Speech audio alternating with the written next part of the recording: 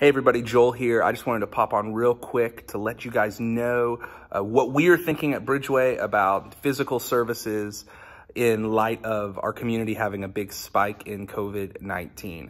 As many of you have heard, Governor Holcomb yesterday put out his latest mandate asking that states that are in the orange area, which that's Howard County, that they would not have gatherings of 50 people or more anymore because of the COVID-19 spike. Of course, churches are exempt from this, but if you know me, you know us as a church, we don't really want to just stick it to the government just so that we can say that we did. We really think just because we can do something doesn't mean that we should, or it would be really loving and caring for our community.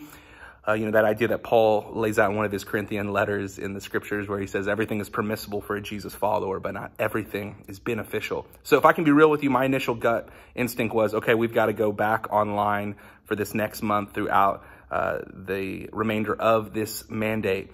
But last night and this morning, I actually spoke to 6 different healthcare professionals that are on the front lines of fighting COVID-19 in our hospitals.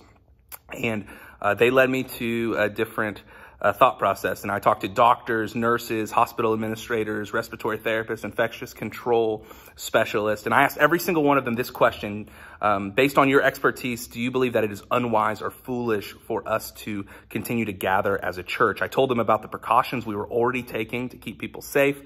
And not one person said they thought that it would be foolish for us to continue to physically gather as a church. So we are going to continue, as of right now, gathering on Sunday morning at 9:30 and 11 physically and online. And we're going to commit and recommit to those precautions that we have taken over the course of COVID-19. And we're going to continue doing that because we think that it's a safe, wise, and loving thing to do. So we're going to continue offering great online services at 9:30 and 11. And so if you are sick, if you are in that vulnerable population, you can still gather with us online. We're going to continue to require face coverings, masks throughout the remainder, the whole service, singing and through the talk, to stop the spread. And that way we have hand sanitizer stations all over the church. We're going to social distance as best as we can. All of our rows are 7 feet apart. We're going to make sure that 3 seats separate each family unit. We're going to dismiss sections after the service instead of everybody leaving all at once and loitering around. And again, we're doing all these things not out of fear, not out of bending our knee to the government, or as some people have said, but we're doing this out of love. We're doing this especially to love and care for the most vulnerable among us, and just to be wise and have a great public witness in Howard County and beyond.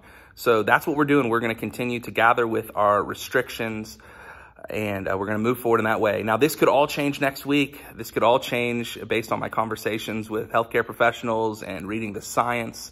We want to trust those things and those people that are on the front lines fighting COVID-19. But this is where we are for right now. So we hope to see you online on Facebook or YouTube at 9:30 or 11 on Sunday morning, or we'd love to see you here with your family in 1931 South Elizabeth Street as we continue our Relationship Reset series. We love you guys. We are all in this together. We're going to get through this together, and we love being able to connect with you physically or digitally on Sunday morning. Wherever you are, we're a church for you. We love you. So you guys have a great week. Take care of each other. Wash your hands. Wear a mask. See ya.